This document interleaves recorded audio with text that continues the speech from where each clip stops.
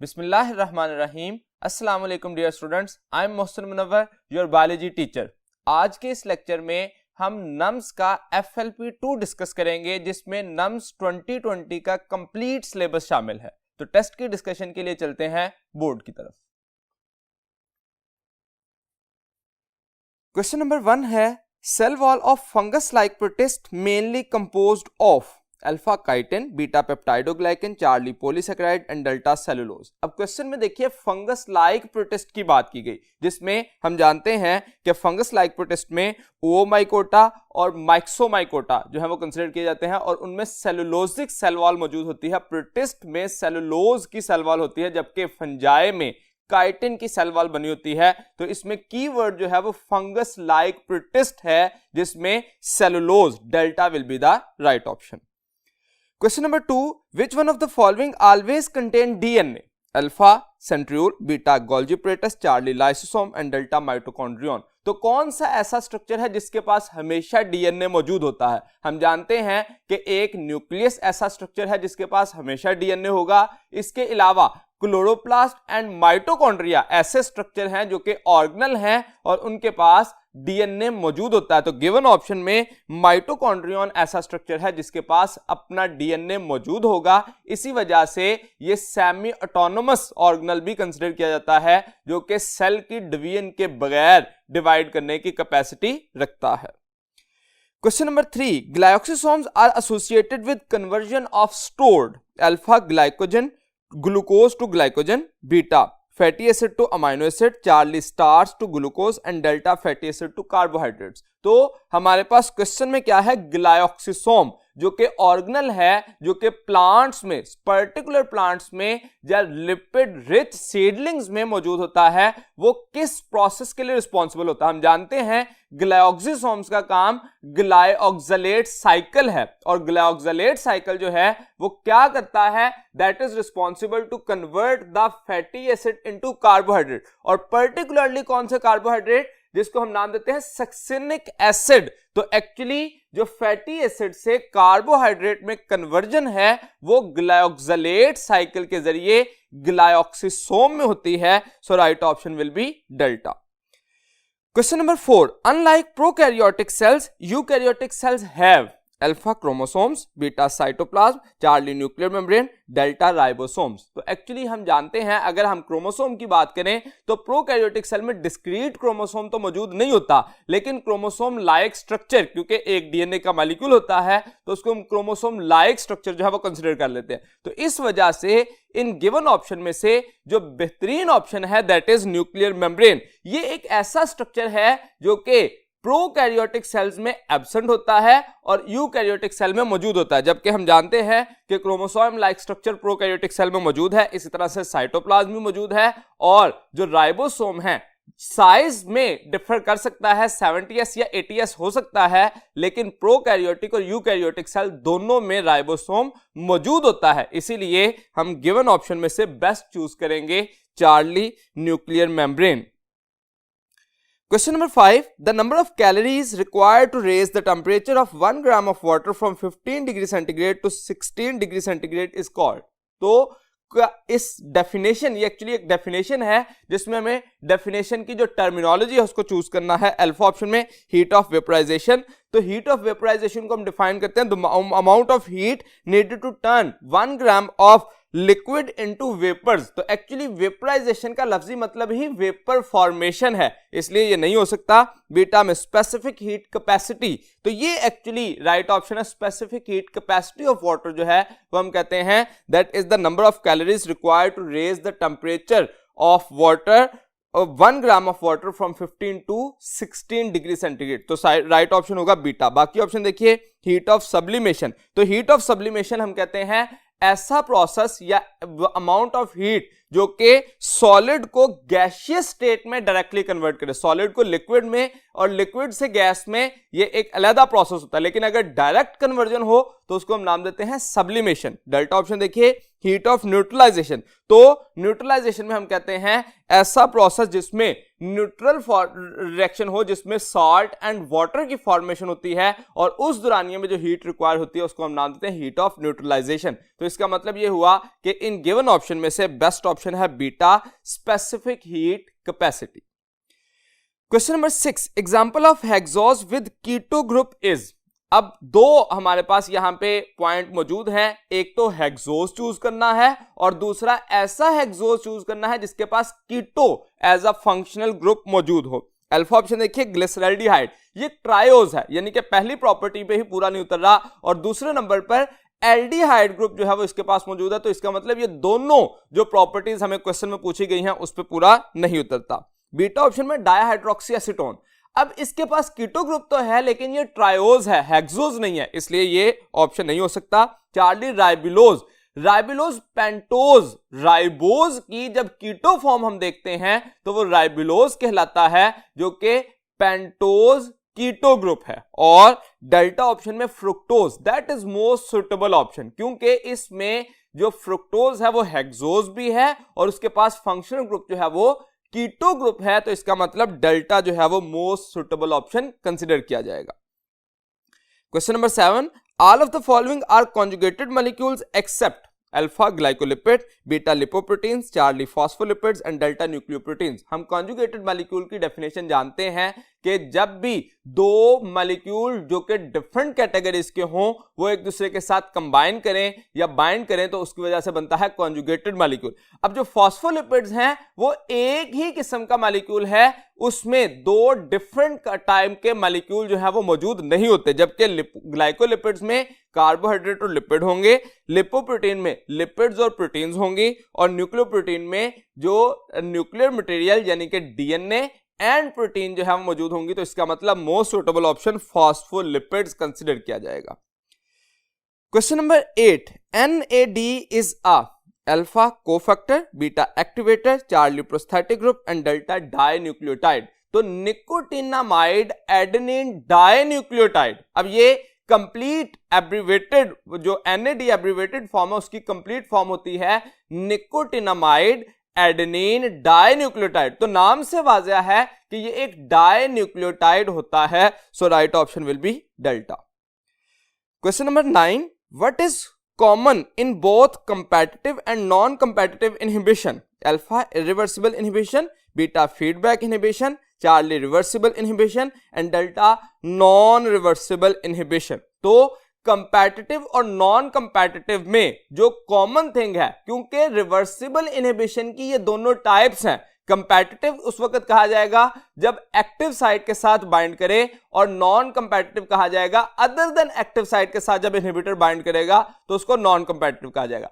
अब रिवर्सिबल और इरिवर्सिबल में डिफरेंस क्या था? हम कहते हैं रिवर्सिबल उस वक्त होगा जिस वक्त इनहिबिटर को रिमूव किया जा सके, और इरिवर्सिबल जिस वक्त इनहिबिटर परमानेंटली बाइंड कर जाए और एंजाइम के ग्लोबुलर नेचर को डिस्ट्रॉय कर दे, उसको इरिवर्सिबल कहा जाता है। तो इसका मतलब रिवर्सिबल में कंपैटिटिव भी हो सकता है और नॉन कंपैटिटिव हो सकता है, तो इसका मतलब राइट ऑप्शन होगा Charlie.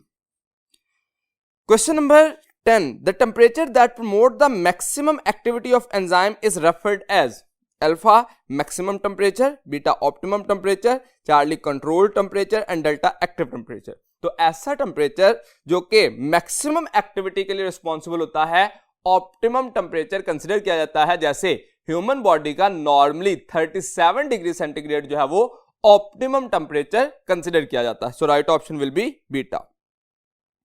Question number 11, it causes denaturation of globular structure of enzyme, alpha slight change in pH, beta activator, charlie competitive inhibitor and delta extreme pH change। तो यहां पे pH जो है स्लाइड चेंज हो और extreme change हो, ये दो बेसिक पॉइंट्स हैं। जब स्लाइड चेंज इन पीएच आती है तो that will responsible to cause ionisation of amino acids, और जिस वक्त एक्सट्रीम चेंज आती है that is responsible for denaturation of globular nature of an enzyme. तो हमें यहां पे पूछा गया which one is responsible for denaturation of globular nature of enzyme, तो उसके लिए राइट ऑप्शन होगा एक्सट्रीम चेंज इन पीएच। अगर ये पूछा जाता आयनाइजेशन कौन करेगा तो उसके लिए हम कहते हैं slide change in pH, so right option will be delta. Question number 12, photosystem 1 absorbs light of alpha 680 nanometer, beta 690 nanometer, charlie 700 nanometer and delta 750 nanometer. तो एक्चुअली फोटो सिस्टम जो है वो दो टाइप के हैं, photo system 2 and photo system 1। जब हम photo system 1 की बात करते हैं तो वो 700 नैनोमीटर की लाइट को मेनली अब्सॉर्ब करता है, और जो फोटो सिस्टम 2 है वो 680 नैनोमीटर की लाइट को मेनली अब्सॉर्ब करता है। So right option will be Charlie.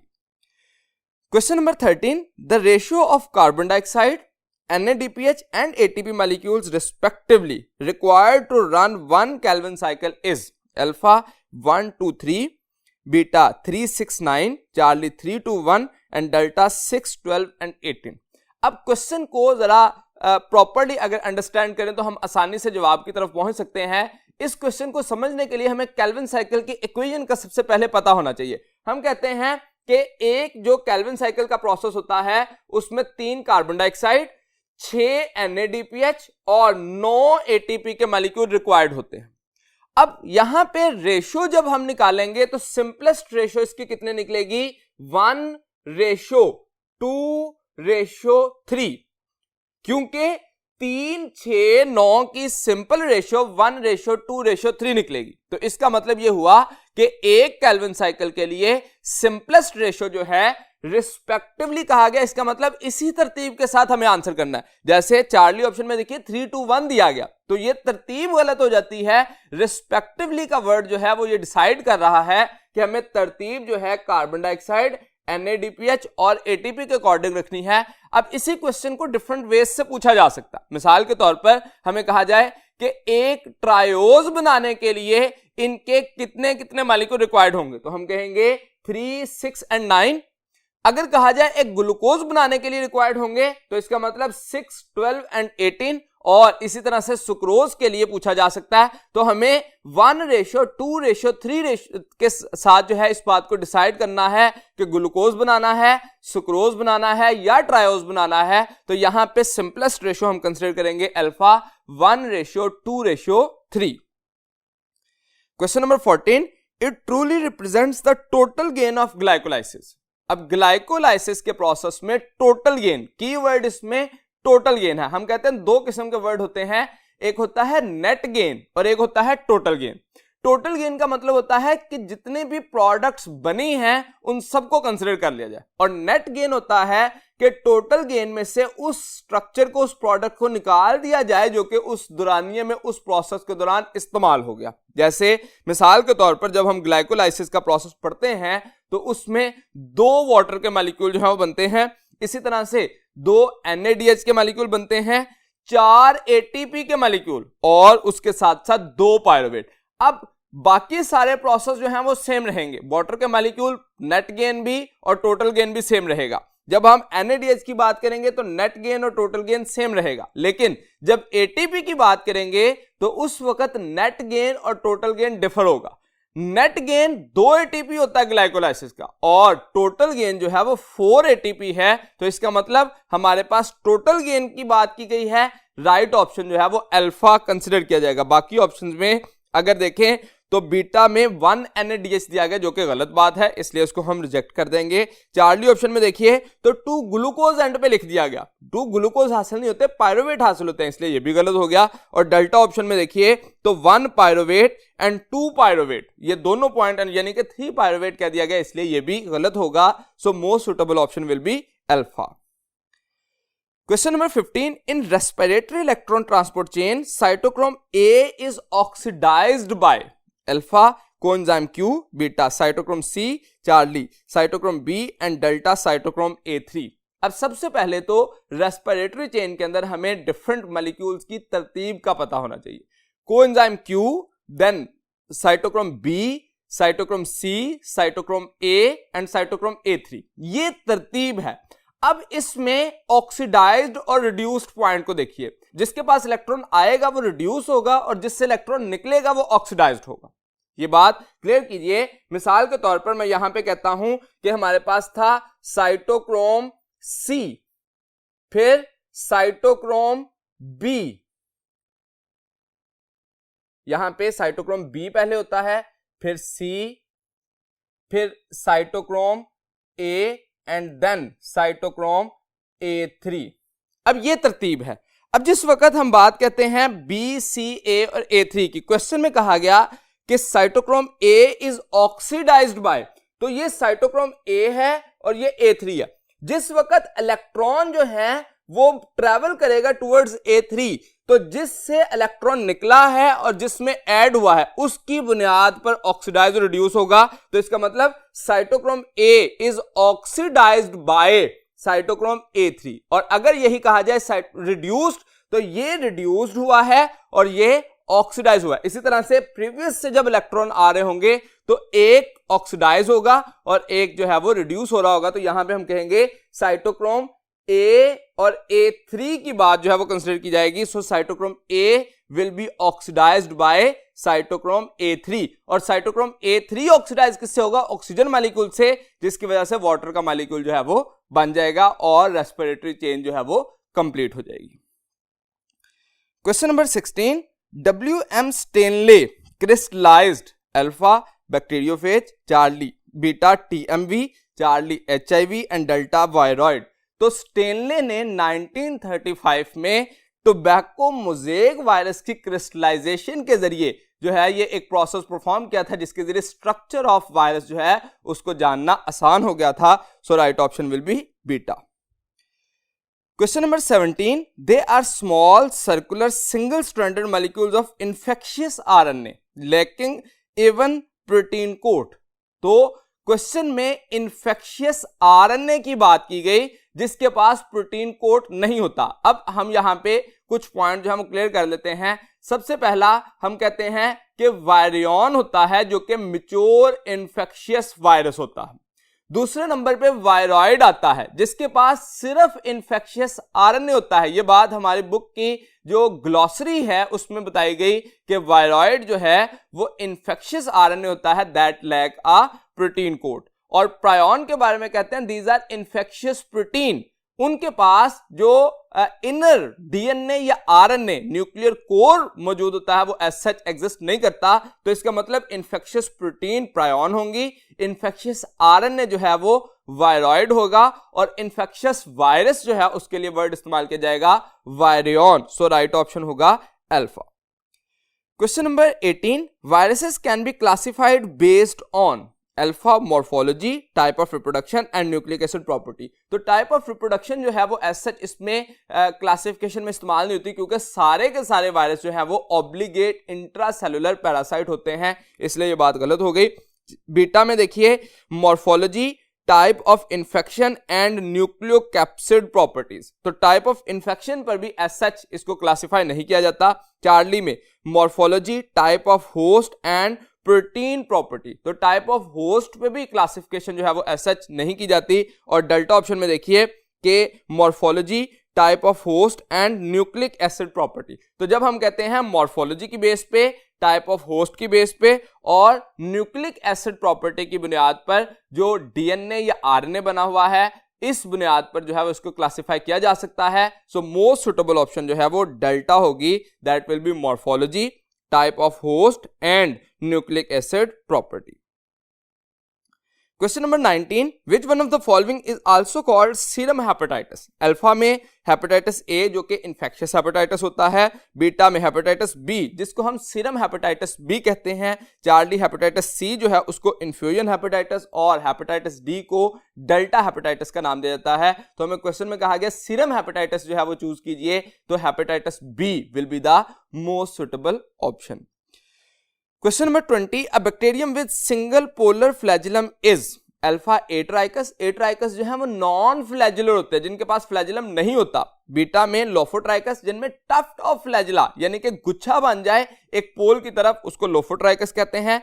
Amphitrichous में कहा जाता है जिसमें टफ्ट ऑफ फ्लैजिला दोनों साइडों पर मौजूद हो, तो इसलिए ये भी नहीं होगा। और डेल्टा मोनोट्राइकस, मोनो का मतलब single and trichome hair like structure, तो सिंगल फ्लैजिलम जो कि पोलर रीजन पे होगा जिसमें उन बैक्टीरियम को नाम क्या दिया जाएगा, that will be called as monotrichous.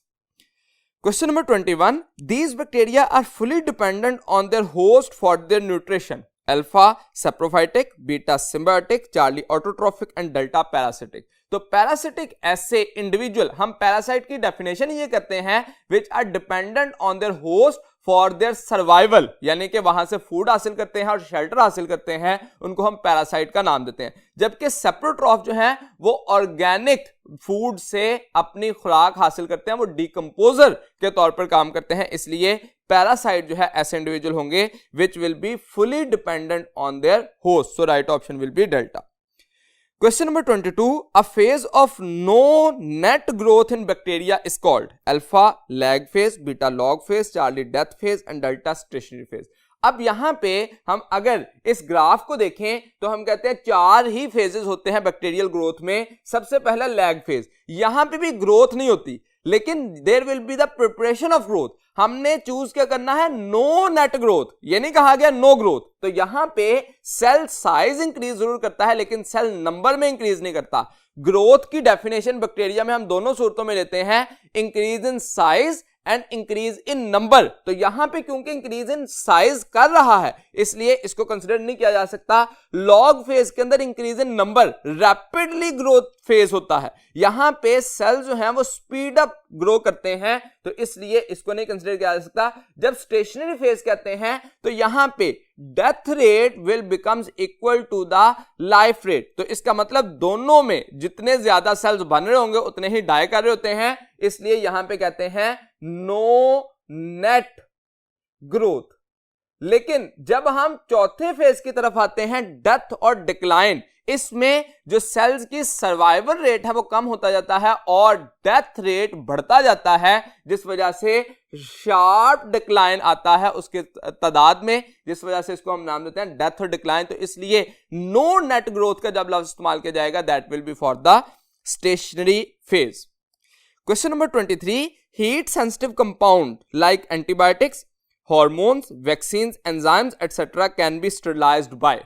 तो जो हीट सेंसिटिव हैं उनको कैसे हम स्टेरिलाइज कर सकते हैं, अल्फा डेसिकेशन। तो डेसिकेशन का प्रोसेस जो है ये कंसिडर किया जाता है removal of moisture from something, उसको डेसिकेशन कहा जाता है। जबकि इलेक्ट्रोमैग्नेटिक रेडिएशन जो है, जैसे अल्ट्रावायलेट रेडिएशन जो कि 300 और इससे कम नैनोमीटर पर होती हैं, these are effective to kill the micro organism. अब ये जो रेडिएशंस हैं ये मुख्तलिफ किस्म के ऑर्गेनिक मॉलिक्यूल को भी डैमेज करने की कैपेसिटी रखते हैं, इसलिए इसको इस्तेमाल नहीं किया जाता। जबकि filtration that is most suitable option. जब हम किसी भी ऑर्गेनिक मॉलिक्यूल को, जैसे एंटीबायोटिक्स हैं, हार्मोन्स हैं, या सीरम में से कुछ जो है वो स्ट्रक्चर्स को, बैक्टीरिया को या वायरस को प्योरीफाई करना चाह रहे हैं, तो उसके लिए हम फिल्ट्रेशन का प्रोसेस जो है वो करते हैं, जिसके जरिए हमारे जो रिक्वायर्ड ऑर्गेनिक मॉलिक्यूल हैं उनको प्रॉब्लम नहीं आती। जबकि डेल्टा में मॉइस्ट हीट की कहे गया, तो मॉइस्ट हीट जो है that is responsible for coagulation of proteins. तो ये तो हमारे जो प्रोटीन्स हैं सीरम के अंदर, या जो मुख्तलिफ किस्म के हम अपने ऑर्गेनिक कंपाउंड्स को सेपरेट करना चाह रहे हैं, उनको सेपरेट नहीं कर पाएगा और उनके स्ट्रक्चर को डिस्ट्रॉय करने में हेल्प करेगा, इसलिए मॉइस्ट हीट को भी इस्तेमाल नहीं किया जाएगा। सो most suitable will be filtration. Question number 24, pickup mismatched pair. तो हमें वो चूज करना है जो कि पेयरिंग जो है वो मिसमैच है। अल्फा में एपिकम्प्लेक्सन, पैरासिटिक प्रोटोजोन। तो ये बात ठीक है, एपिकम्प्लेक्सन में हमारे पास जो मोस्ट सुटेबल ऑप्शन है एग्जांपल प्लाज्मोडियम होती है जो कि एक पैरासिटिक प्रोटोजोन है। Beta oomycota that will be water mould, ये भी बात ठीक है। ओ माइकोटा जो है वो फंगस लाइक प्रोटिस्ट की एक टाइप है जो कि वाटर मोल्ड कहलाते हैं। Charlie brown algae and giant protist, ये भी बात ठीक है। इसमें जो लार्जेस्ट ब्राउन एल्जी हैं वो कैल्प्स कंसिडर किए जाते हैं, जिनका साइज 75 मीटर तक जो है वो इंक्रीज कर सकता है। इसका मतलब ब्राउन एल्जी जायंट प्रोटिस्ट हैं, ये भी बात ठीक है। एंड डेल्टा में एस्कोमाइकोटा एंड सेलुलोज। अब एस्कोमाइकोटा जो है ये फंजाई का एक ग्रुप है जिसको सैक लाइक फंजाई या सैक कंटेनिंग फंजाई का नाम दिया जाता है, जिसमें एस्कस और एस्कोकार्प की फॉर्मेशन होती है। इसलिए ये सेलुलोजिक सेल वॉल नहीं रखते बल्कि काइटनस सेल वॉल होती है। तो ये एक ऐसा पॉइंट है जो कि मिसमैच्ड पेयर कंसीडर किया जाएगा, यानी कि एस्कोमाइकोटा के साथ वर्ड होना चाहिए था काइटनस। तो इसका मतलब जो डेल्टा है ये एक मिसमैच्ड पेयर है।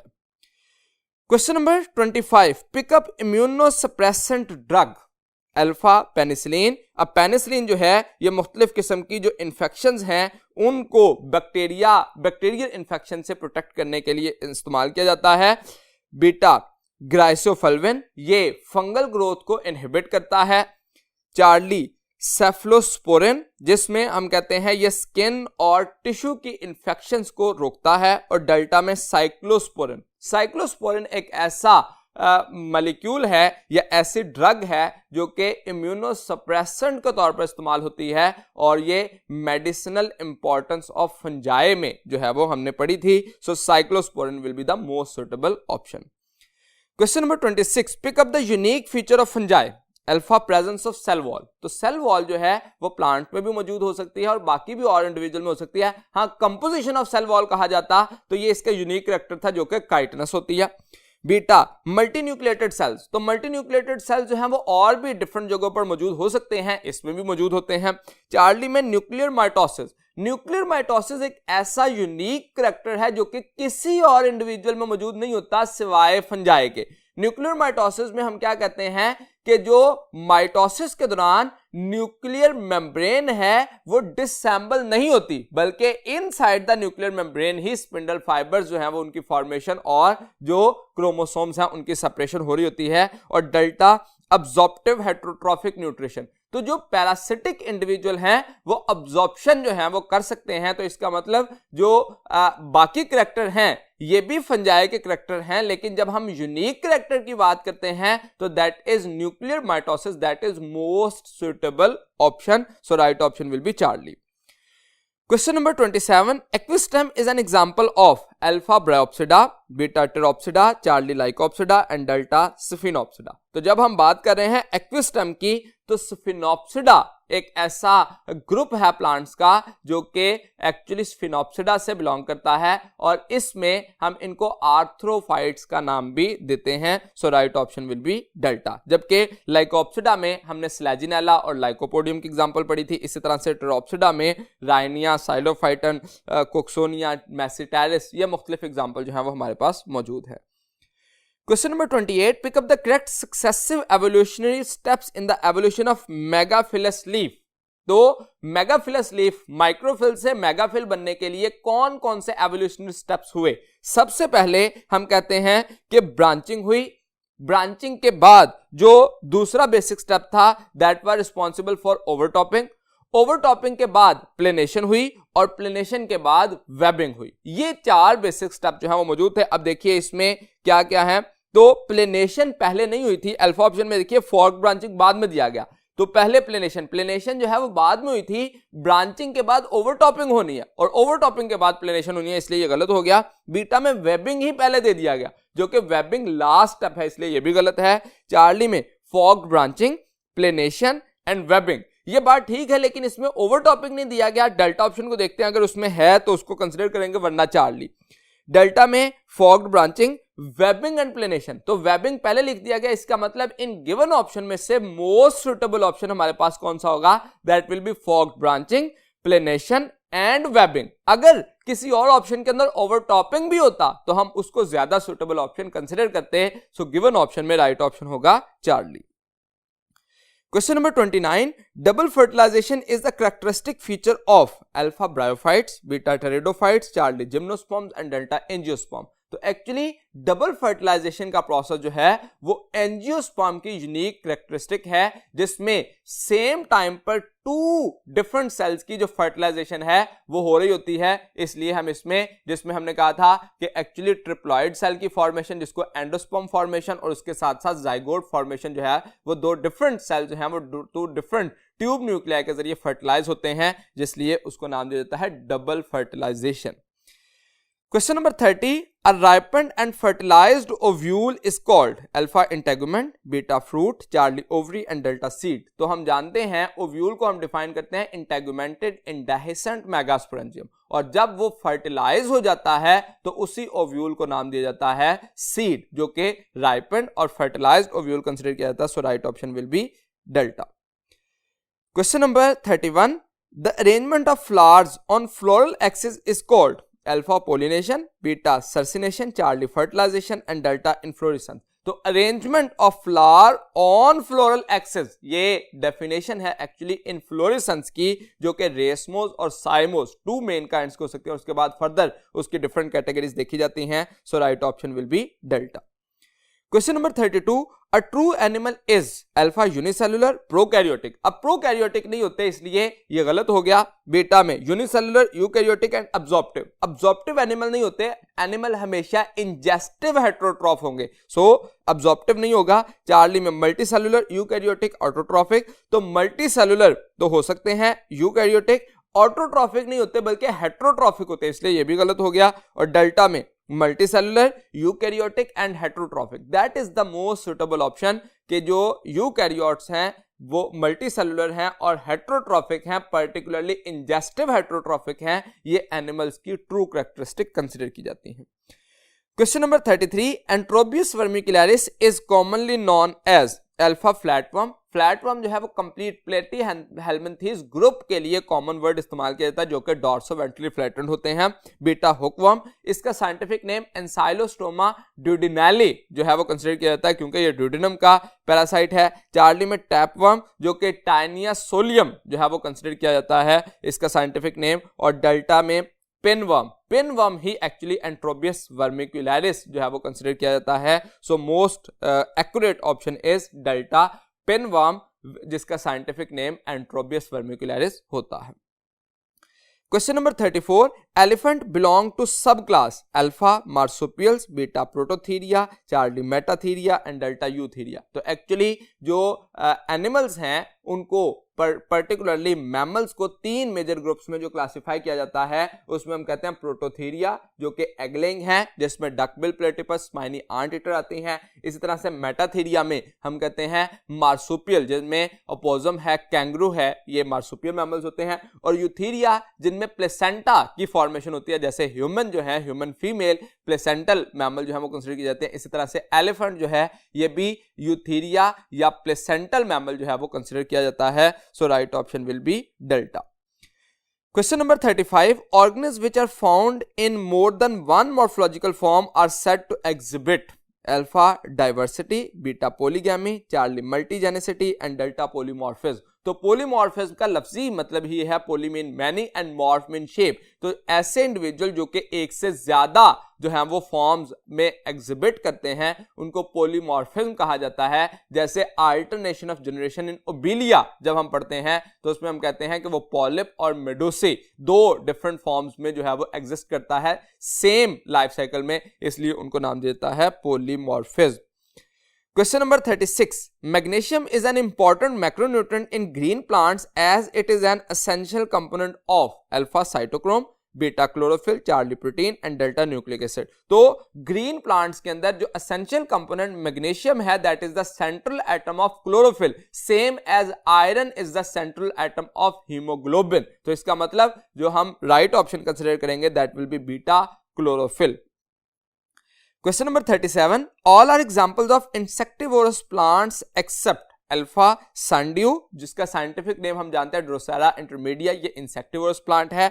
बीटा में वेनस फ्लाई ट्रैप जो कि डायोनिया मस्सिप्यूला साइंटिफिक नेम है, ये भी एक इंसेक्टिवोरस है। और चार्ली में पिचर प्लांट जो कि सरासिनिया पर्पुरिया, ये इसका साइंटिफिक नेम है जो कि इंसेक्टिवोरस प्लांट है। जबकि डेल्टा में शुगर केन ये इंसेक्टिवोरस प्लांट नहीं है। अब याद रखिए जो इंसेक्टिवोरस प्लांट हैं ये भी मेनली ऑटोट्रॉफिक प्लांट ही हैं, लेकिन अपने नाइट्रोजन कंटेंट की जो रिक्वायरमेंट है उनको पूरा करने के लिए ये क्या करते हैं, ये इंसेक्ट के ऊपर फीड करते हैं या इंसेक्ट को ट्रैप करते हैं और उससे अपने नाइट्रोजन कंटेंट्स हासिल करते हैं ताकि रैपिड ग्रोथ कर सके। जबकि बाकी प्लांट जो हैं वो ऐसा प्रोसेस नहीं करते, जिसमें एक एग्जांपल शुगर केन की कंसीडर की जाती है।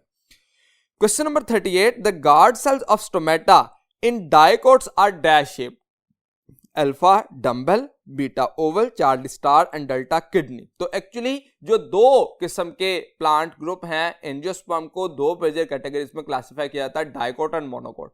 मोनोकोट के केस में जो स्टोमेटा बनाने के लिए जो सेल्स हैं जिनको गार्ड सेल्स का नाम दिया जाता है वो डंबल शेप होते हैं, जबकि डाइकोट के केस में ये सेल जो है वो किडनी शेप या बीन शेप उनको कंसीडर किया जाता है। सो डाइकोट की बात पूछी गई है, so right option will be delta kidney shape, या इसकी जगह पे हमें ऑप्शन बीन शेप भी कहा जा सकता है, वो भी राइट कंसीडर किया जाएगा।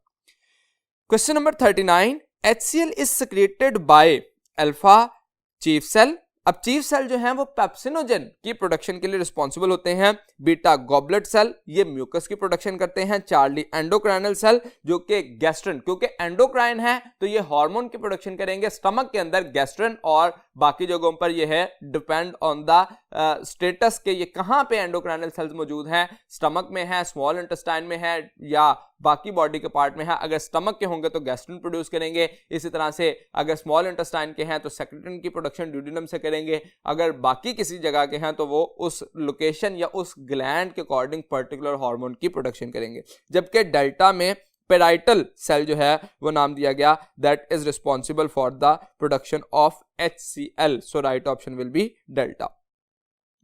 Question number 40, pick up the thickest chamber of the heart, alpha right atrium, beta left atrium, charlie left ventricle and delta right ventricle. तो जो लेफ्ट वेंट्रिकल है उसकी जो वॉल है वो 3 टाइम थिकर होती है देन द राइट वेंट्रिकल, और इसकी थिकनेस की वजह क्या है, क्योंकि इस पार्ट ने लेफ्ट वेंट्रिकल की कॉन्ट्रैक्शन की वजह से पूरी बॉडी को ब्लड सप्लाई होना होता है, जिस वजह से वहां से मैक्सिमम प्रेशर जनरेट करना होता है, और लेफ्ट वेंट्रिकल जो है वो थिकेस्ट पार्ट या थिकेस्ट चैम्बर कंसीडर किया जाता है, so right option will be Charlie. Question number 41, vaccination is an example of alpha natural active immunity. अब देखिए एक्टिव इम्यूनिटी और पैसिव में पहले डिफरेंस देख लें। एक्टिव इम्यूनिटी वो होती है जिसमें हम बॉडी को एंटीजेंस दें और उन एंटीजेंस की वजह से बॉडी खुद से एंटीबॉडी प्रोड्यूस करना शुरू कर दे, और पैसिव इम्यूनिटी होती है उसमें हमने कहा कि एंटीबॉडी डायरेक्टली बॉडी को दे देते हैं। अब एक्टिव में हमें एंटीजन प्रोवाइड करना, पहली बात होगी। अब दूसरा पॉइंट है नेचुरल और आर्टिफिशियल। नेचुरल का मतलब होता है कि हम बॉडी को एंटीजन प्रोवाइड ना करें बल्कि खुद ब खुद बॉडी में एंटीजन आ जाए। मिसाल के तौर पर किसी पर्सन की बॉडी में कोई वायरस या बैक्टीरिया आ जाता है और वो बैक्टीरिया को बॉडी खुद ब खुद रिकॉग्नाइज करे, उनको किल कर दे और डिजीज होने से बचा ले, ये प्रोसेस है नेचुरल एक्टिव इम्यूनिटी। लेकिन अगर हम किसी खास डिजीज की प्रोटेक्शन के लिए पहले से वीकन और half killed micro organism body में इंजेक्ट कर दें तो वो क्या है, वो एंटीजन वीक करके हमने इंजेक्ट किए और उनका पर्पस क्या होगा, ताकि वो बॉडी में जाएं और एंटीबॉडीज की प्रोडक्शन कर दें और मेमोरी बना दें, ताकि आइंदा अगर उस किस्म का कोई एंटीजन बॉडी में आए तो उसको किल कर सकें। तो अब वैक्सीनेशन क्या होती है, एडमिनिस्ट्रेशन ऑफ वीकेंड और half killed micro organism to immune against a particular disease. तो इसका मतलब यह हुआ कि ये एक आर्टिफिशियल प्रोसेस है और एक कैसा प्रोसेस है, एक्टिव प्रोसेस है, क्योंकि एक दफा वैक्सीन दे दी तो उसके बाद हमें खास time period for the whole life हम कहते हैं कि अब बॉडी को किसी किस्म की, जैसे पोलियो के केस में है, हम बॉडी को अगर एक दफा वीकेंड और हाफ किल्ड एंटीजन दे देते हैं जो कि बिफोर द 5 ईयर जो लाइफ है बचपन में खास तौर पर दिए जाते हैं, क्योंकि उस वक्त उस वायरस के अटैक के चांसेस मैक्सिमम है, तो इस वजह से वो लाइफ टाइम के लिए पर्सन जो है वो इम्यून हो जाता है। So right option will be artificial active immunity. Question number 42, pick the uricotelic animal, alpha frog, beta elephant, Charlie sparrow and delta shark. अब 3 किस्म के इंडिविजुअल होते हैं, अमोनोटैलिक जो कि ammonia as a nitrogenous phase, ureotelic जो कि urea as a nitrogenous phase, और यूरिकोटैलिक। अब देखिए जो बर्ड्स हैं वो actually uric acid as a nitrogenous waste produce करते हैं, इसलिए उसको कंसीडर किया जाता है यूरिकोटैलिक। और बर्ड्स की एक एग्जांपल दे दी गई पैरो है जो कि पैलेट्स की सूरत में नाइट्रोजनस वेस्ट जो है उनको सीक्रेट करते हैं। So right option will be Charlie.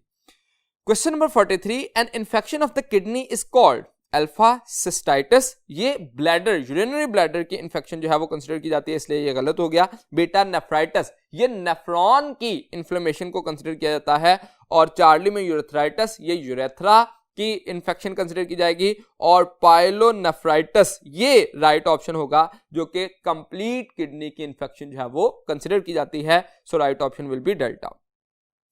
Question number 44, an increase in the core body temperature is known as alpha hypothermia. Hypothermia का मतलब कम होना है टेम्परेचर, ज्यादा नहीं, तो इसका मतलब हम इंक्रीज इन कोर टेम्परेचर की बात करें, इसलिए हाइपोथर्मिया नहीं हो सकता। बीटा पायरोजन, पायरोजन जो है वो कॉजेटिव एजेंट जरूर हो सकता है जो कि पायरेक्सिया काज करेगा, यानी कि टेम्परेचर को इंक्रीज करेगा। ये टेम्परेचर इंक्रीज नहीं है बल्कि टेम्परेचर इंक्रीज करने के लिए कॉजेटिव एजेंट कंसीडर किया जा सकता है। चार्ली स्वेटिंग, अब स्वेटिंग का प्रोसेस जो है ये भी हमारी बॉडी के टेम्परेचर को कूल डाउन करने के लिए होता है, ना कि बढ़ाने के लिए, इसलिए ये भी नहीं हो सकता। और डेल्टा में pyrexia, that is the most suitable option. ये बॉडी का इंक्रीज करता है, कोर टेम्परेचर को जब इंक्रीज कर दिया जाता है तो उस प्रॉब्लम को हम नाम देते हैं pyrexia. Question number 45, in osmoconformers animals the body fluids are kept dash to the external environment, hypotonic, beta hypertonic, charlie isotonic and delta hyperosmotic। तो ऑस्मोकन्फर्मर होते ही ऐसे इंडिविजुअल हैं जो कि एक्सटर्नल कंडीशन के अकॉर्डिंग इंटरनल कंडीशन को जो है वो एडजस्ट करें, तो उसको नाम क्या दिया जाएगा, आइसोटोनिक, जो सेम कंसेंट्रेशन। आइसोटोनिक का लफ्जी मतलब होता है सेम कंसेंट्रेशन, हाइपोटोनिक का मतलब होता है लो कंसेंट्रेशन, हाइपरटोनिक का मतलब होता है हाई कंसेंट्रेशन। तो इसका मतलब आइसोटोनिक क्या है, आउटर और इनर साइड पर सेम कंसेंट्रेशन जो है वो उसको मेंटेन कर लें, तो उसको नाम दिया जाएगा osmoconformers. Question number 46, vertebrae of sacrum are located in. अब रीजन की बात हो रही है कि जो सैक्रल वर्टेब्रा है वो कहां पे मौजूद होते हैं। अब जैसे सर्विकल वर्टेब्रा जो हैं वो नेक रीजन में होते हैं, इसी तरह से जो लंबर वर्टेब्रा हैं वो मौजूद होते हैं particularly in the abdominal part. जब थोरेसिक वर्टेब्रा की बात करते हैं तो वो चेस्ट रीजन में, और जो सैक्रल वर्टेब्रा हैं जिसमें सैक्रम और कॉक्सिक्स कंसीडर किया जाता है, इसको हम नाम देते हैं पेल्विक रीजन में मौजूद होते हैं। तो इसका मतलब सैक्रम एंड कॉक्सिक्स ये दोनों जो हैं वो कंसीडर किए जाएंगे पेल्विक रीजन के। तो यहां पे सैक्रम का पूछा गया, so right option will be delta. Question number 47, which one of the following structure gives its correct total number, alpha carpals 4। अब यहां पे देखिए आप कि जो कार्पल्स हैं वो 8 होते हैं, इसका मतलब 4 कहा गया है, ये गलत हो गया। बीटा ऑप्शन में फ्लोटिंग रिब्स इन ह्यूमन, तो इनकी तादाद 4 होती है ना कि 3, ये भी गलत हो गया। चार्ली में ऑडिटरी ऑसिकल जिनको हम एयरबोन का नाम देते हैं ये 6 होती हैं, ये 3 पेयर्स की सूरत में होती हैं, इसलिए यह भी यहां पे गलत है। और डेल्टा में थोरेसिक वर्टेब्रा जो चेस्ट रीजन में वर्टेब्रा की तादाद है वो 12 होती है, so that is the most suitable option जो कि करेक्ट नंबर को शो कर रही है। So right option will be delta thoracic vertebra 12। Question number 48, the joint that allow the movement in several direction is called alpha hinge joint। ये single direction में जो है वो मूवमेंट शो करता है, उसको हम हिंज जॉइंट का नाम देते हैं। Beta ball and socket joint, इसको हम हिप जॉइंट और शोल्डर जॉइंट भी कहते हैं। ये actually more than one direction में जो हमारी मूवमेंट है, जो जॉइंट की मूवमेंट है उसको शो करता है, so right option will be beta. बाकी में देखिए चार्लिस कार्टिलेजिनस ये स्लाइटली मूवेबल जॉइंट होते हैं, और डेल्टा में फाइब्रस जो कि इमूवेबल जॉइंट या फिक्स जॉइंट जो हम कंसीडर किए जाते हैं। सो जो हाईली मूवेबल या सेवरल डायरेक्शन में मूवमेंट होंगी वो कौन से होंगे, ball and socket joint. Question number 49, mature cells of cartilage are called alpha osteoclast, ये बोन डिसॉल्विंग सेल हैं ऑस्टियोक्लास्ट। इसी तरह से बीटा में ऑस्टियोब्लास्ट ये बोन फॉर्मिंग सेल हैं। चार्ली में ऑस्टियोसाइट मैच्योर बोन सेल्स हैं, और डेल्टा में कॉन्ड्रोसाइट जो कि मैच्योर कार्टिलेजिनस सेल्स जो हैं वो कंसीडर किया जाता है। So right option will be the delta. Question number 50, intercalated disc are characteristic feature of alpha smooth muscle, beta cardiac muscle, charlie skeletal muscle and delta visceral muscle. तो cardiac muscle जो हैं जो कि heart specialised muscle होते हैं, ये actually intercalated disc जो है इनमें मौजूद होती है। So right option will be beta. Question number 51, mechanoreceptor detect stimuli of alpha pain, ये नोसिसेप्टर का काम है ना कि मैकेनोसेप्टर का। बीटा जो है वो लाइट, ये फोटोरिसेप्टर का काम है। चार्ली टच मैकेनोरिसेप्टर के जरिए जो है ऐसे रिसेप्टर होते हैं जो कि टच के जो स्टिमुलस को डिटेक्ट करते हैं, और डेल्टा में टेम्परेचर थर्मोरिसेप्टर्स का काम है। So right option will be Charlie.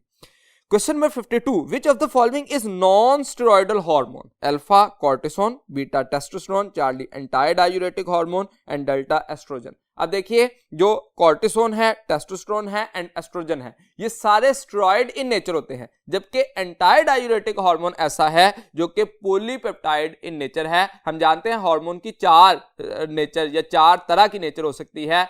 एक अमाइनो एसिड हो सकते हैं या उसके डेरिवेटिव्स, दूसरे पॉलीपेप्टाइड हो सकते हैं, तीसरे प्रोटीन इन नेचर हो सकते हैं या स्टेरॉइड इन नेचर हो सकता है। तो यहाँ पे पॉलीपेप्टाइड इन नेचर बताया गया जो कि नॉन स्टेरॉइडल है, तो इसलिए राइट ऑप्शन होगा charlie. Question number 53, pick up largest part of the brain, alpha pons, beta medulla, charlie cerebrum and delta cerebellum.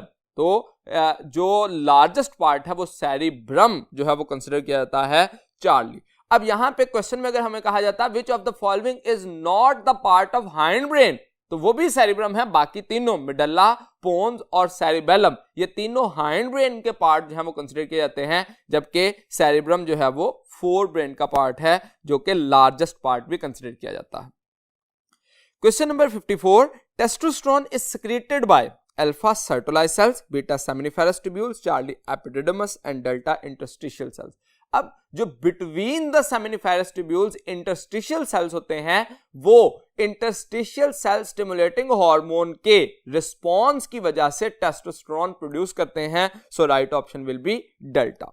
जबकि सर्टोलाइज सेल जो हैं ये sperm protective and nourishment cells होते हैं, इनको स्पर्मेटोब्लास्ट का नाम भी दिया जाता है, these are present inside the seminiferous tubule, जबकि जो इंटरस्टिशियल सेल्स हैं these are present between the seminiferous tubule, इसी वजह से इनको इंटरस्टिशियम कहा जाता है कि ये बैरूनी साइड पर जो स्पेस है बिटवीन द टू लेयर्स, जो कि सेमिनिफेरस ट्यूब्यूल की लेयर्स के दरमियान स्पेस है, वहां पे ये सेल्स होते हैं और ये टेस्टोस्टेरोन की प्रोडक्शन करते हैं। Question number 55, the causative agent of syphilis is alpha HIV, human immunodeficiency virus, ये एक्चुअली एड्स का causative एजेंट है, बीटा ट्रेपोनेमा पैलिडम ये साइफिलिस का जो है वो कंसिडर किया जाता है जो कि एक स्पाइरोचीट है, चार्ली निजेरिया, गोनोरिया ये एक्चुअली ग्राम नेगेटिव बैक्टीरिया है जो कि गोनोरिया एक डिजीज काज करने के लिए रिस्पॉन्सिबल होता है, और डेल्टा में हाफ सिंप्लेक्स टाइप 2 वायरस ये जेनिटल हाफ्स काज करने के लिए रिस्पॉन्सिबल होता है, सो राइट ऑप्शन होगा beta treponema pallidum a spirochete that will responsible to cause a syphilis, जिसको हम सेक्सुअली ट्रांसमिटेड डिजीज का नाम देते हैं। Question number 56, the termination of pregnancy by the removal or expulsion of a fetus or embryo from the uterus before it is viable। अब अगर removal की जाए, अब दो तरह से हो सकता है, एक होती है मिसकैरेज जिसमें नेचुरल प्रोसेस हो जो कि प्रेगनेंसी के 20th वीक या इससे पहले जो डेवलपमेंट है वो रुक जाए तो उसको नाम देता है मिसकैरेज, और अगर खुद से फीटस को रिमूव किया जाए वायबल होने से पहले तो उसको नाम दे देता है अबॉर्शन। यानी कि अबॉर्शन एक आर्टिफिशियल प्रोसेस है जो कि मिसकैरेज जो है वो एक नेचुरल जो प्रॉब्लम है वो कंसिडर की जा सकती है, जबकि बर्थ और इन विट्रो फर्टिलाइजेशन जो है वो इसमें कंसिडर नहीं की जाएगी, so right option will be delta. Question number 57, endometrium is the lining of alpha vagina, beta oviduct, charlie cervix and delta uterus. तो एंडोमेट्रियम जो है वो inner lining of the uterus consider की जाती है, जिसकी थिकनेस की वजह से जो इम्प्लांटेशन ऑफ द जाइगोट है वो हो सकती है, जबकि अगर जाइगोट मौजूद ना हो या फर्टिलाइज्ड स्ट्रक्चर मौजूद ना हो तो एंडोमेट्रियम जो है वो डिजेनरेट होती है और उसी प्रोसेस को मेंस्ट्रुएशन का नाम भी दिया जाता है।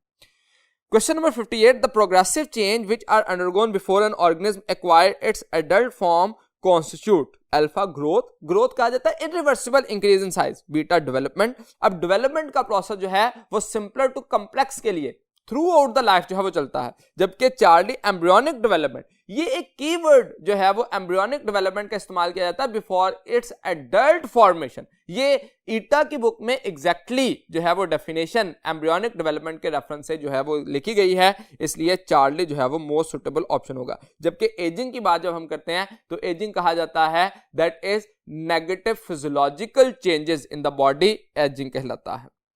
Question number 59, pick up the correct sequence of events of the early stages of development, alpha, cleavage, organogenesis, gastrulation and growth। अब देखिए जब भी हम stages of events during the development बात करते हैं तो गमीटोजेनेसिस जिसमें एग और स्पर्म की फॉर्मेशन है, इनकी फर्टिलाइजेशन होगी तो उसकी वजह से जाइगोट बनेगा, जाइगोट की क्लेवेज होगी तो उससे मोरुला, उसमें कैविटी बनेगी तो ब्लास्टुला, और ब्लास्टुला फॉर्मेशन के बाद जब जर्म लेयर्स बनना शुरू होंगी तो उसको नाम दिया जाएगा गैस्ट्रुलेशन। अब जर्म लेयर्स जो है वो एक्टोडर्म, मेसोडर्म और एंडोडर्म बन गई।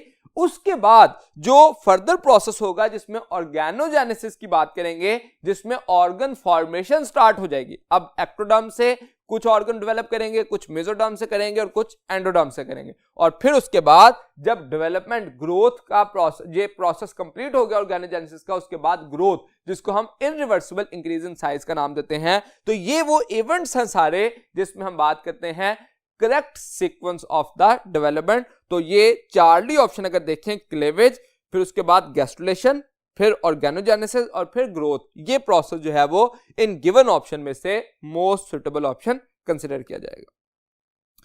Question number 60, the negative physiological changes in our body are called alpha teratology. Teratology study of abnormal development है, इसलिए ये नहीं हो सकता। बेटा क्लीवेज, क्लीवेज जो है वो ड्यूरिंग द डेवलपमेंट सेल का डिवाइड करना जो है वो कंसिडर किया जाता है क्लीवेज। और चार्ली में ageing, ageing is actually negative physiological change, जो कि डेफिनेशन है। So right option. And delta abnormalities, abnormalities body के नॉर्मल फिजियोलॉजिकल फंक्शंस में किसी भी वक्त पे कोई प्रॉब्लम आ जाती है तो उसको एबनॉर्मेलिटी कहा जाता है।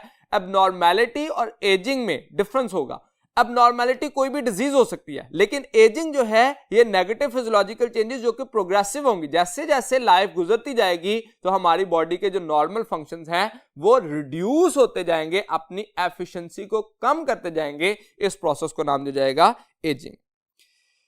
Question number 61, environmental factors causing abnormal development are called alpha carcinogen. अब कार्सिनोजन जो है वो कैंसर काजिंग एजेंट होते हैं। बीटा म्यूटेजेंस, ये म्यूटेशन काजिंग एजेंट्स होते हैं। चार्ली टॉक्सिन्स, ये टॉक्सिसिटी क्रिएट करते हैं। और डेल्टा में ट्रेटोजेंस, ट्रेटोजेंस जो है वो अबनॉर्मल डेवलपमेंट, टेराटोलॉजी कहा जाता है स्टडी ऑफ अबनॉर्मल डेवलपमेंट, और उसके लिए जो केमिकल्स होंगे वो ट्रेटोजेंस कहलाएंगे। अब वो ट्रेटोजेंस जो है वो टॉक्सिन्स भी हो सकते हैं क्योंकि डेवलपमेंट के दौरान प्रॉब्लम क्रिएट कर रहे हैं, वो म्यूटेजेंस भी हो सकते हैं और वो कार्सिनोजेंस भी। यानी कि ट्रेटोजन एक कॉमन या एक जनरल टर्मिनोलॉजी है जिसमें डिफरेंट टाइप के सब्सटेंस आ सकते हैं अकॉर्डिंग टू सिचुएशन, इसलिए मोस्ट सुटेबल ऑप्शन हम कंसीडर करेंगे delta, that will be teratogen. Question number 62, which one of the following character is sex limited trait in human. हमने सेक्स लिमिटेड ट्रेट चूज करना है। Alpha में देखिए diabetes, ये multifactorial trait है जिसमें जीन्स और उसके साथ साथ एनवायरमेंटल इन्फ्लुएंस भी मौजूद होता है। बीटा में बॉडी हाइट, ये कंटिन्यूस ट्रेट की ऑटोसोमल ट्रेट इसको कंसिडर किया जाता है जो कि सेक्स लिमिटेड नहीं है। चार्ली में बाल्डनेस, ये सेक्स लिमिटेड नहीं है बल्कि सेक्स इन्फ्लुएंस्ड है जो कि मेल में ज्यादा प्रोमिनेंट होता है एज कंपेयर टू फीमेल। जबकि डेल्टा में beard growth, that is the sex limited, क्योंकि बियर्ड जो है वो सिर्फ मेल का यूनिक कैरेक्टर है, फीमेल में एज सच नहीं होती। इस वजह से हम कहते हैं सेक्स लिमिटेड ट्रेट बियर्ड होगा, सेक्स इन्फ्लुएंस ट्रेट जो है वो बाल्डनेस होगा, जबकि ऑटोसोमल ट्रेट में डायबिटीज और बॉडी हाइट कंसिडर की जा सकती है। Question number 63, which one of the following will be coloured blind. Alpha X capital C, X capital C. अब जब कैपिटल सी यूज किया जाएगा तो जो कलर ब्लाइंडनेस है वो क्या है, that is x linked recessive trait. तो एक्स लिंक्ड रिसेसिव के लिए हमें स्मॉल सी जो है वो उस लेटर को रिप्रेजेंट करना होगा, इसलिए वो नॉर्मल होती हैं। बेटा एक्स कैपिटल सी वाई, अब ये जो एक्स कैपिटल सी वाई है ये नॉर्मल मेल होगा, जबकि चार्ली में एक्स स्मॉल सी वाई, जब स्मॉल सी आया तो ये इन्फेक्टेड या कलर ब्लाइंड मेल कंसिडर किया जाएगा। और डेल्टा में वाई कैपिटल सी वाई, तो ये एक वायबल एजेंट नहीं होता या वायबल ऑर्गेनिज्म जो है वो कैपिटल वाई नहीं रख सकता, हमेशा एक्स वाई जो है वो हो सकता है। So most suitable option is X small C Y. अगर फीमेल के केस में कलर ब्लाइंड देखना चाहें तो हम कहते हैं एक्स स्मॉल सी होना चाहिए। एक्स कैपिटल सी और एक्स स्मॉल सी कैरियर हो सकती है लेकिन नॉर्मल अपीयर होगी, इसलिए जो कलर ब्लाइंड फीमेल होगी वो एक्स स्मॉल सी होनी चाहिए, और जो कलर ब्लाइंड मेल है वो एक्स स्मॉल सी वाई होना चाहिए। Question number 64, a gene at one locus interact with another gene at another locus, the interaction is known as. जब एक जीन किसी दूसरे जीन के एलील के इफेक्ट को मास्क करे तो उसको हम नाम देते हैं एपिस्टेसिस। अगर एक जीन का लील अपने ही दूसरे अलील को, यानी कि सेम जीन के लील एक दूसरे के इफेक्ट को मास्क करें तो वो कहलाता है डोमिनेंट रिलेशनशिप। और जब हम कहते हैं कि एक जीन का लील किसी दूसरे जीन के लील के इफेक्ट को मास्क करे तो वो कहलाता है epistasis. So right option will be delta. Question number 65. Pick up qualitative trait alpha human height, beta tongue rolling, Charlie human skin color and delta ABO blood group. And tongue rolling qualitative trait की बात करते हैं। सबसे पहले तो ये बात समझ लें क्वालिटेटिव और क्वांटिटेटिव ट्रेट में डिफरेंस क्या होता है। क्वालिटेटिव ट्रेट जो है वो ऑब्वियस डिफरेंस रखते हैं और क्वांटिटेटिव ट्रेट में हम कहते हैं लेस ऑब्वियस डिफरेंस होता है, जिसको डिफरेंशिएट करना मुमकिन नहीं होता या मुश्किल होता है। जैसे हम देखें ह्यूमन हाइट, ये जो है वो बहुत ज्यादा हद तक जो है वो वेरिएबल होती है और हम आसानी से डिफरेंशिएट नहीं कर सकते कि जो हाइट है उसमें डिस्टिंक्ट करैक्टर मौजूद नहीं होते, इसलिए इसको हम कंटिन्यूअस वेरिएशन का नाम भी देते हैं।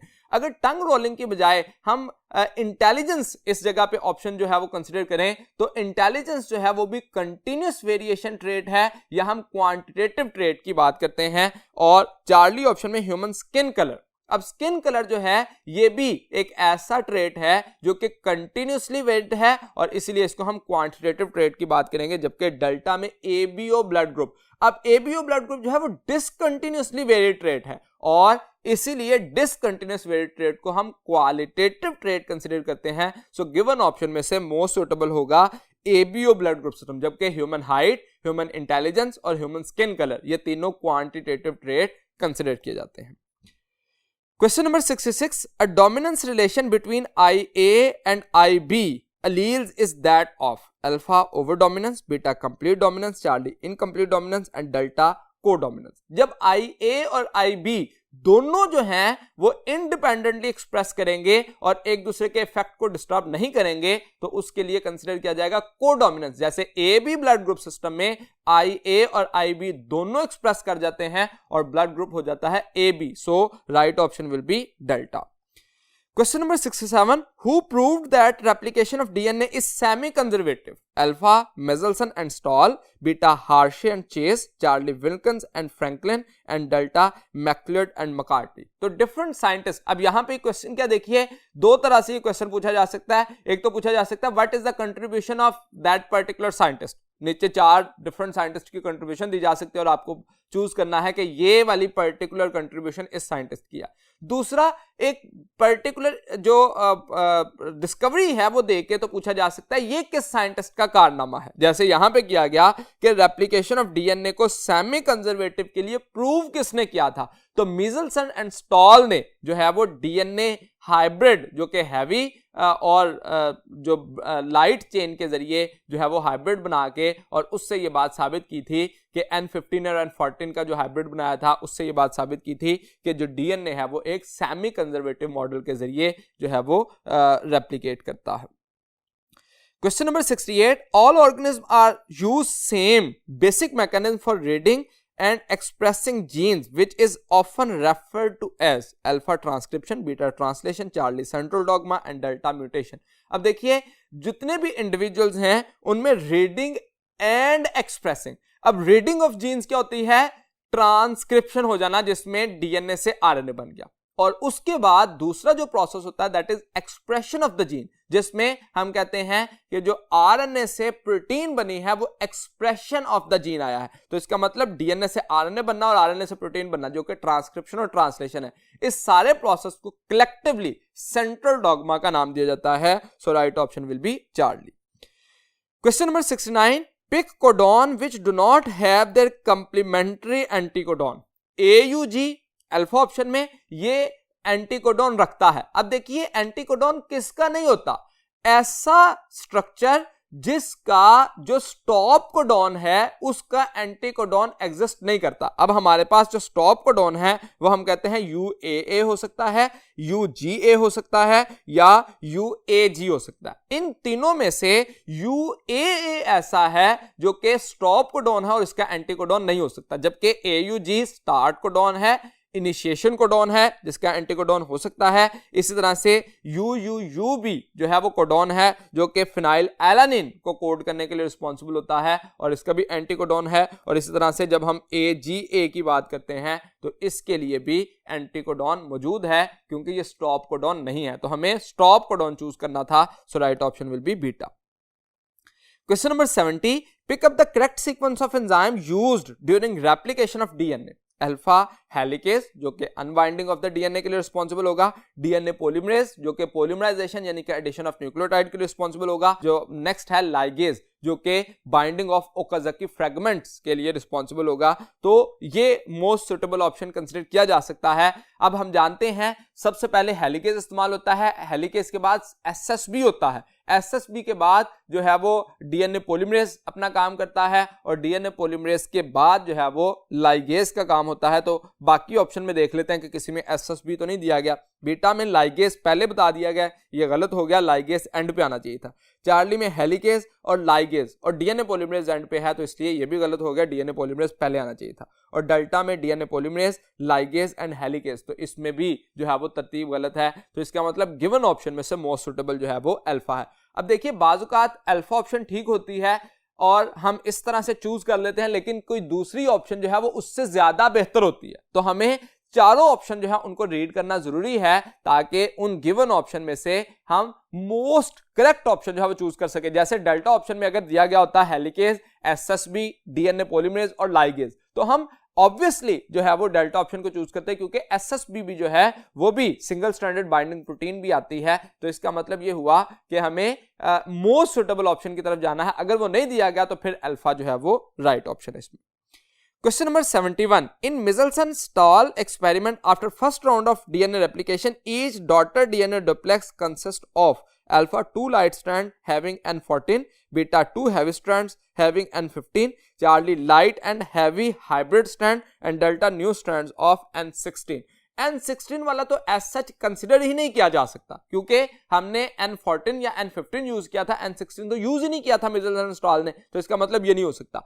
अब N15 वाला अगर पेरेंटल डीएनए था तो उसको अगर N14 वाले मीडियम में ग्रो किया जाए तो उसकी वजह से जो DNA first round of replication के बाद बनेगा तो उसमें हाइब्रिड मॉलिक्यूल बनेगा जिसमें N14 और N15 मौजूद होगा। जब F2 देखेंगे यानी कि सेकंड राउंड ऑफ रेप्लिकेशन देखेंगे तो इसमें दो मॉलिक्यूल जो है वो हाइब्रिड बन जाएंगे और दो जो है वो N14 वाले मॉलिक्यूल जो है उनकी फॉर्मेशन हो जाएगी। तो इसका मतलब फर्स्ट राउंड पूछा गया है, so all DNA molecule will be hybrid, so right option will be Charlie. Question number 72, which of the following believe in theory of special creation? In given scientist में से किसका बिलीव जो है वो special creation पे था? Alpha Carolus Linnaeus, beta Alfred Wallace, charlie Charles Darwin and delta Jean Baptiste de Lamarck. तो कौन सा साइंटिस्ट था जो कि स्पेशल क्रिएशन पे था? अब देखिए वेलेस, डार्विन और लामार्क ये तो एवोल्यूशन पे बिलीव करने वाले थे, जबकि कार्ल्स लिनियस जो है वो स्पेशल क्रिएशन पे का बिलीवर था और इसी ने एक्चुअली सबसे पहले order in diversity of life जो कि बाइनोमियल नोमेनक्लेचर की सूरत में जो है वो आइडेंटिफाई किया था, जिसमें इसने साइंटिफिक नेम जो है वो लिविंग ऑर्गेनिज्म के चूज किए। और ये बिलीवर था कि जो स्पेशल क्रिएशन है everything is created in its original form और उसमें किसी किस्म की वेरिएशन या चेंजेस नहीं आई, हर वैरायटी जो है उसको पर्टिकुलरली प्रोड्यूस किया गया है। Question number 73, main points of Darwin's theory of evolution are alpha origin of species, descent with modification, तो ये बात थी। बीटा में natural selection and adaptation, charlie struggle for existent evolution and delta descent with modification, natural selection and adaptation. अब देखिए ये बात जो मैंने पहले की वही है कि अल्फा ऑप्शन भी ठीक है, बाकी ऑप्शन भी ठीक है, लेकिन डेल्टा ऑप्शन जो है वो कंप्लीट ऑप्शन है जिसमें डेसेंट विद मॉडिफिकेशन दी गई है, इसके साथ साथ नेचुरल सिलेक्शन एंड अडेप्टेशन, तीनों पॉइंट जो है वो दिए गए हैं, बाकियों में इनकम्प्लीट इंफॉर्मेशन है। इंफॉर्मेशन ठीक है लेकिन इनकम्प्लीट है, तो इसका मतलब सबसे सुटेबल ऑप्शन कौन सा होगा? जिसमें ठीक इंफॉर्मेशन भी हो और कंप्लीट इंफॉर्मेशन भी हो, तो इसलिए राइट ऑप्शन होगा delta. Question number 74, it has provided strong evidence in support of evolution as the basis for the unity and diversity of life. Alpha comparative embryology, beta molecular biology, Charlie biogeography and delta comparative anatomy. तो strong evidence जो है वो molecular biology से मिलता है। अब अगर हम कहें विजुअल एविडेंस तो वो पैलियोंटोलॉजी या फॉसिल के जरिए है, लेकिन स्ट्रॉन्गेस्ट एविडेंस जो है वो मोलेकुलर बायोलॉजी के जरिए है, जिससे हम कंपेयर कर सकते हैं डीएनए लेवल पे, आरएनए या प्रोटीन लेवल पे डिफरेंट ऑर्गेनिज्म को, और उसमें जो वेरिएशन है उसको ऑब्जर्व कर सकते हैं कि कितने परसेंट जो है वो चेंज है एक ऑर्गेनिज्म दूसरे से। Question number 75, which of the following is also called a technology of the future? Alpha bioinformatics, beta biochemistry, Charlie genetics and delta biotechnology. तो टेक्नोलॉजी ऑफ द फ्यूचर का लफ्ज जो है वो बायोटेक्नोलॉजी के लिए इस्तेमाल किया जाता है। बायोइन्फॉर्मेटिक्स भी रिसेंट ब्रांच है, लेकिन इसमें हम क्या करते हैं, analysis of complex biological data by using the computational, यानी कि कंप्यूटर टूल्स को या सॉफ्टवेयर्स को इस्तेमाल करते हुए अगर हम एनालिसिस करें बायोलॉजिकल डाटा को तो उसको बायोइन्फॉर्मेटिक्स कहा जाता है। बायोकेमिस्ट्री में हम केमिकल और केमिकल प्रॉपर्टीज, जो कि फिजियोकेमिकल प्रॉपर्टीज होती हैं बॉडी की, उनको स्टडी करने के लिए स्ट्रक्चर उनकी प्रॉपर्टीज को, उसको बायोकेमिस्ट्री कहा जाता है। और जेनेटिक्स में हम जीन्स और उनका इनहेरिटेंस में पैटर्न जो है वो उसको स्टडी करते हैं। जबकि बायोटेक्नोलॉजी जो है वो डिफरेंट टेक्निक्स को इस्तेमाल करना by using the living organism for the welfare of Mankind, तो उसके लिए हम कहते हैं biotechnology. Question number 76, a full set of gene of an individual is called? Alpha gene pool, gene pool population के लिए होता है, इंडिविजुअल के लिए नहीं। बीटा जीन बैंक, अब जीन बैंक जो है वो उसमें हम डिफरेंट जो जेनेटिक मटेरियल का जो सीक्वेंस है उसको स्टोर करते हैं। चार्ली जीनोम, जीनोम जो है वो complete set of genes present in an individual के लिए कंसीडर किया जाता है। और delta genotype, genotype particular trait या करैक्टर के लिए होती है, ना कि कंप्लीट इंडिविजुअल के लिए। So right option will be charlie. Question number 77, it is a technique used in molecular biology to separate charge bearing polymers under the influence of electric field called alpha DNA sequencing, beta gel electrophoresis, charlie microarray and delta PCR। तो ऐसी technique जिसमें separate किया जाता है charge bearing polymers को under the influence of electric field, इसको नाम दिया जाता है जेल इलेक्ट्रोफोरेसिस। इलेक्ट्रोफोरेसिस का लफ्जी मतलब यही होता है कि जिसमें पोर्स होंगे और इलेक्ट्रिक फील्ड के जरिए मॉलिक्यूल्स को जो है वो on the basis of their size fragments को सेपरेट किया जा सकेगा। So right option will be beta. Question number 78, the study of human population and things that affect them is called? Alpha gerontology, ये study of the gerontology कहा जाता है, study of ageing. Beta में geology, ये life sciences या earth sciences को study करने के लिए जो है वो कंसीडर किया जाता है। चार्ली टेरेटोलॉजी एबनॉर्मल डेवलपमेंट के लिए। और delta demography, that is the suitable and correct option के study of human population and things that affect them, that is called as demography. Question number 79, nitrogen is absorbed by the plant mainly in the form of alpha ammonia, beta amino acid, charlie nitrates and delta nitrites। तो जो plants हैं वो mainly nitrates की form में absorb करने की capacity रखते हैं। So right option will be Charlie.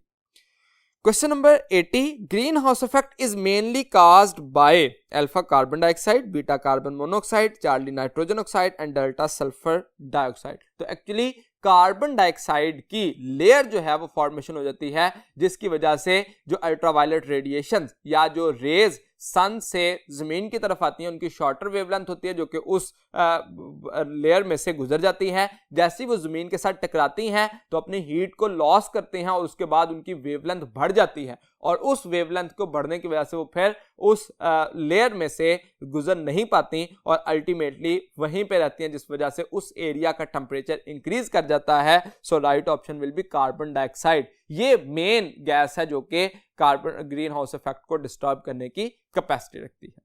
यहां तक आज के हमारे टेस्ट की डिस्कशन कंप्लीट हुई। उम्मीद है कि मैं अपनी बात आपको समझाने में कामयाब रहा। अगले लेक्चर तक के लिए दीजिए इजाजत। अल्लाह हाफिज।